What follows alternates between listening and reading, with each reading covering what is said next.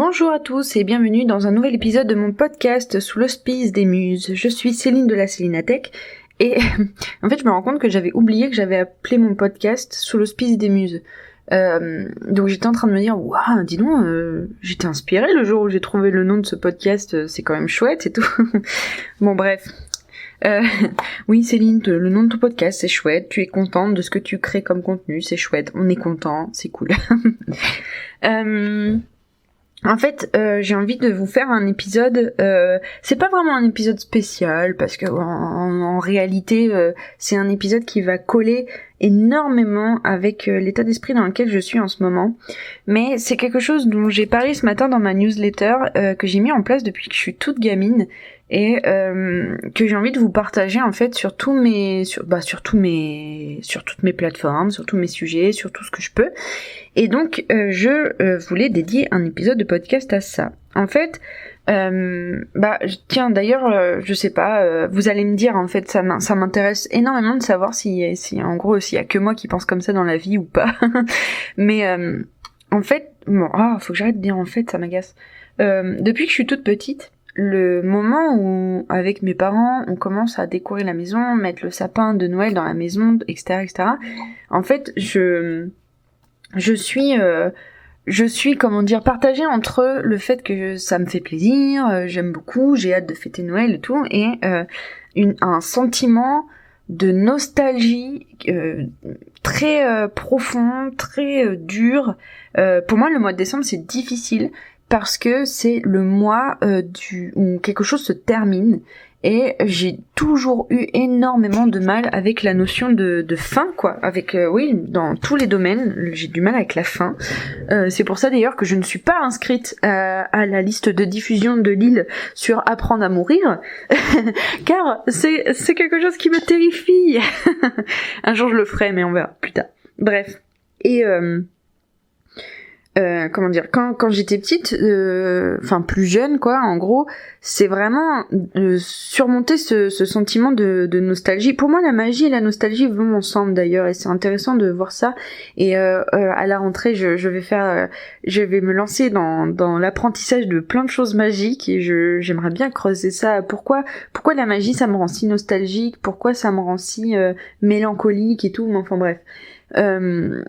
En tout cas, c'était un sentiment. J'essaie de voir comment je peux vous le décrire en fait. C'est ça que je suis en train de chercher là.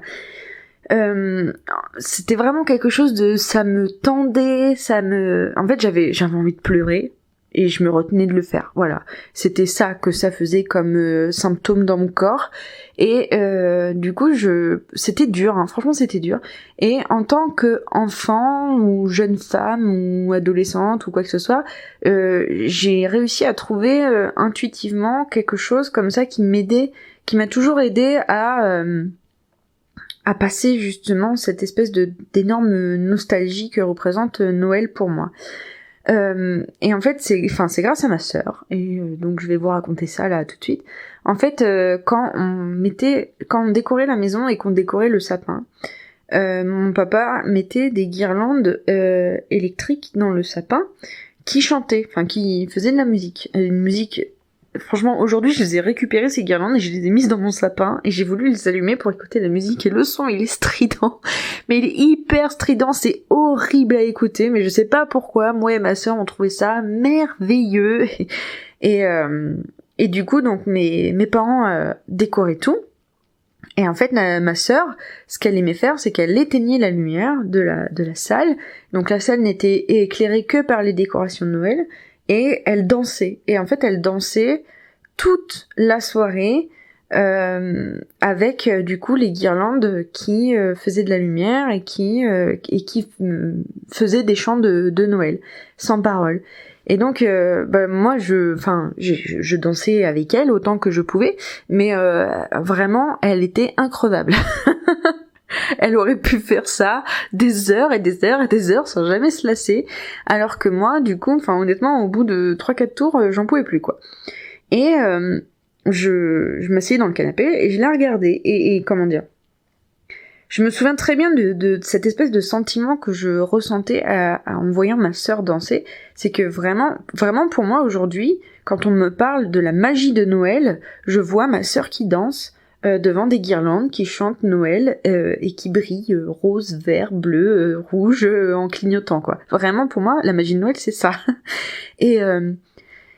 Et quand j'étais plus petite, en fait, un jour, je sais pas du tout comment ça m'est venu, je sais pas du tout si quelqu'un me l'a inspiré ou si moi je me suis inspirée toute seule ou quoi, mais en fait, en regardant ma sœur danser, je me suis dit, il faut absolument que je prenne une photographie mentale de ce qui se passe là tout de suite maintenant, parce que je veux m'en souvenir toute ma vie, toute ma vie, je veux penser à ma sœur qui danse dans sa robe que maman lui avait cousue, rose et bleue. Si ma sœur passe par là, on se souvient parfaitement de cette robe. C'était ta robe préférée.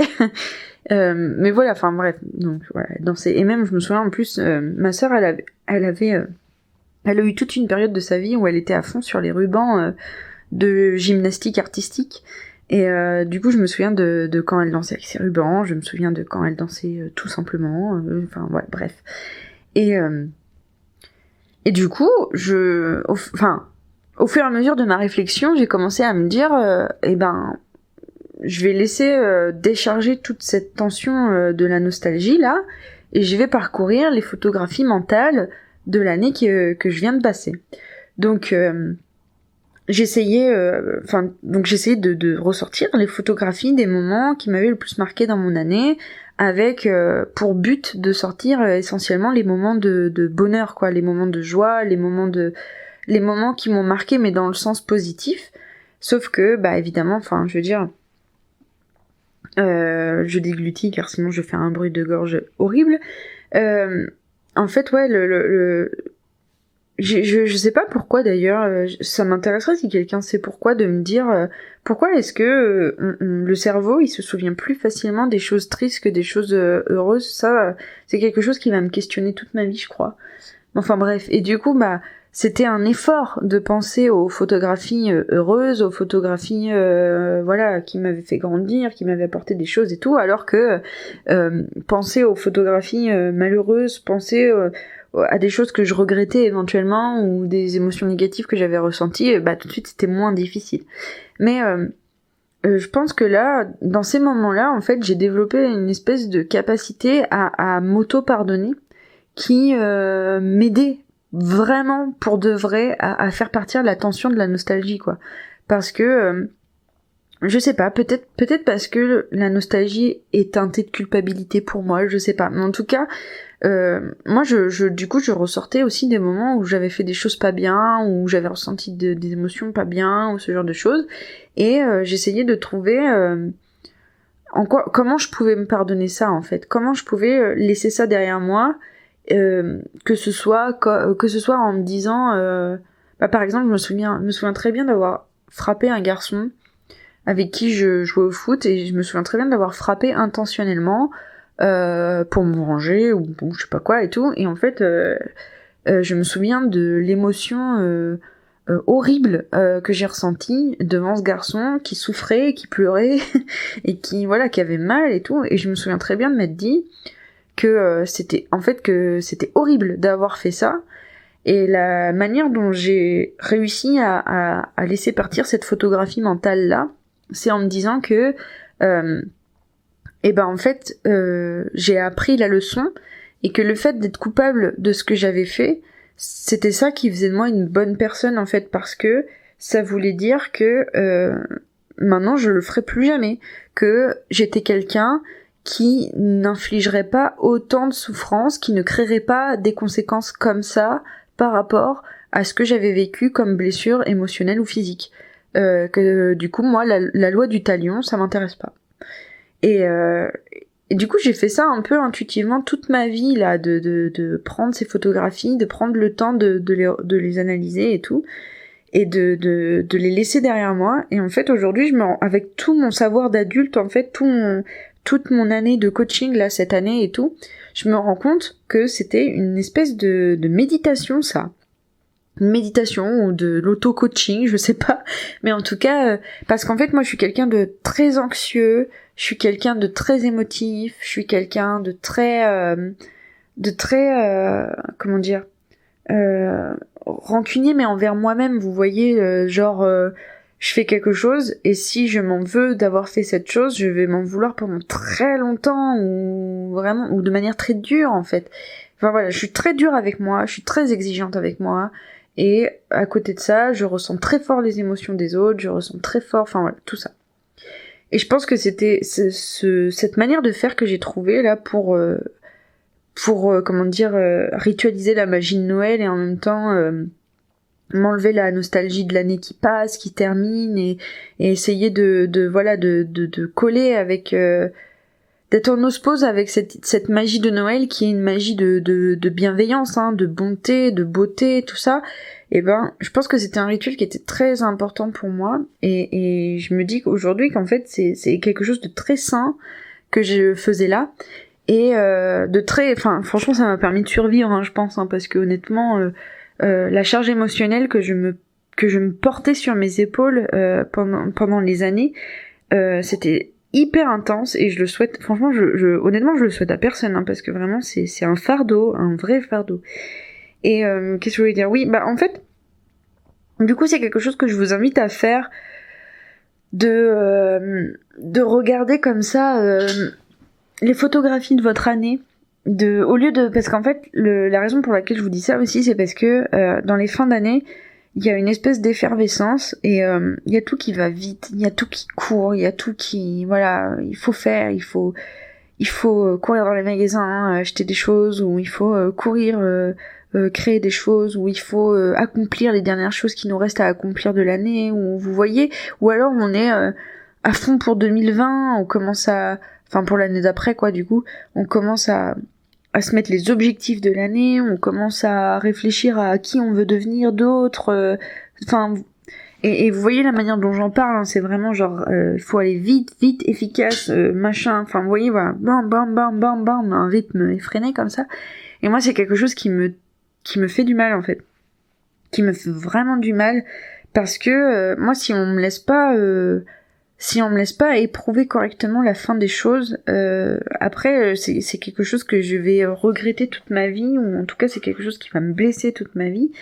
Et ce rituel là des photographies de l'année, ça me permet vraiment de m'asseoir et de souffler comme ça, de prendre le temps de on fait une pause et de créer une espèce d'espace-temps dans lequel en fait voilà, c'est vraiment la pause, espace-temps de pause, où t'es en gravité dans un espace sans rien et voilà, juste tu t'évacues les tensions, parce que en fait quand on a un rythme effréné tout le temps, bah en fait on a des tensions tout le temps et moi par exemple des fois je me souviens très bien dans ma vie d'avoir vécu des moments où j'avais l'impression de ressentir des émotions tellement forte que mon cœur allait exploser, quoi. Enfin, imploser plutôt, mais bref, voilà, quoi. Et j'imagine que si moi ça m'arrive, c'est que je suis pas la seule. Et vraiment, cet épisode, en fait, c'est vraiment pour vous dire de trouver votre rituel pour prendre le temps de dire au revoir à l'année 2019, dire au revoir en se posant, en fait. C'est-à-dire que vous avez besoin de vous reposer de tout ce que vous avez fait en 2019 en fait. Donc c'est ok de penser à la version de soi qu'on veut être en 2020, mais c'est surtout ok de pas commencer à essayer d'être la soi de 2020 qu'on veut être, alors que déjà on pourrait commencer par apprécier la soi de 2019 quoi. Est-ce que ça a du sens ce que je dis ? Je pense que ça a du sens. Mais voilà, et donc là moi par exemple j'ai un gros problème avec les vacances, parce que les vacances c'est vraiment pour moi le moment où je tombe, émotionnellement je tombe, parce que c'est, voilà, j'ai pas assez ménagé dans ma vie de moments de repos émotionnel, et du coup j'ai l'impression de tenir sur les nerfs émotionnels tout le temps quoi.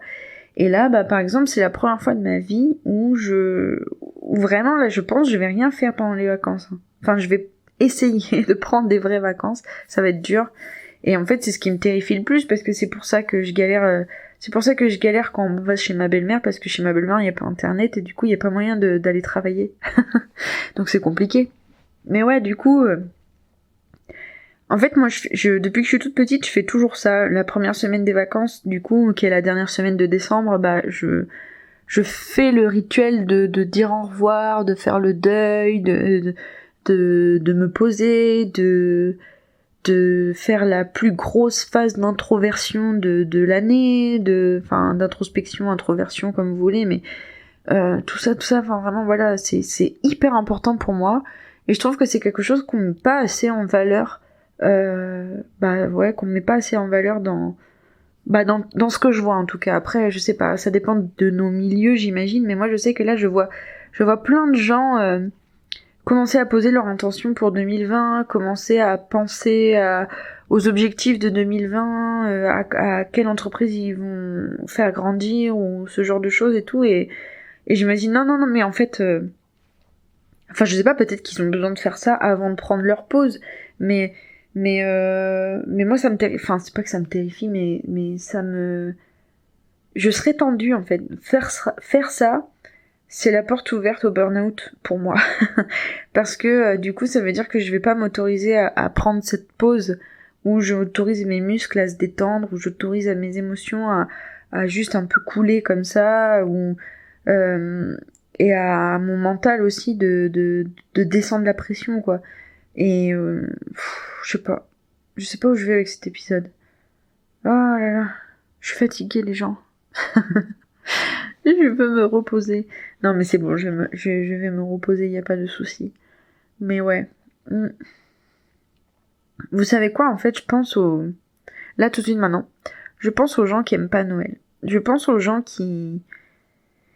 pour qui Noël ça résonne avec un sentiment de solitude ultime, ou la perte de quelqu'un, ou un échec, ou une tradition désuète, ou enfin vous voyez, il y a des gens qui n'aiment pas Noël, et je pense à eux et je me dis que là ils doivent tellement douiller, ces gens-là, et ça me fout les boules, quoi, parce que déjà je vois la pression que ressentent les gens qui aiment ces fêtes.